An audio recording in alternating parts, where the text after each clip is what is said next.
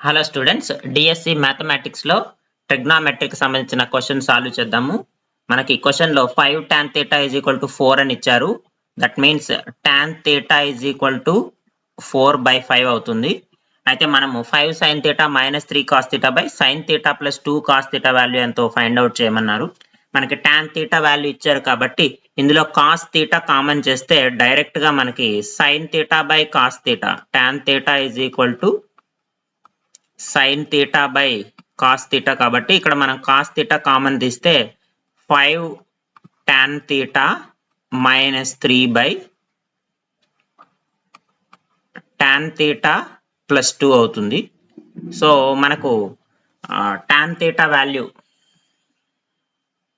4/5 కాబట్టి 5 4/5 minus 3 by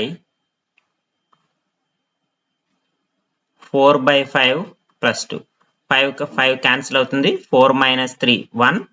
so ఇక్కడ 4 plus 10/5. So that is equal to 5/14. ఇచ్చిన ఆప్షన్స్ లో 5/14 డి ఉంది కాబట్టి ఆప్షన్ డి కరెక్ట్ ఆన్సర్.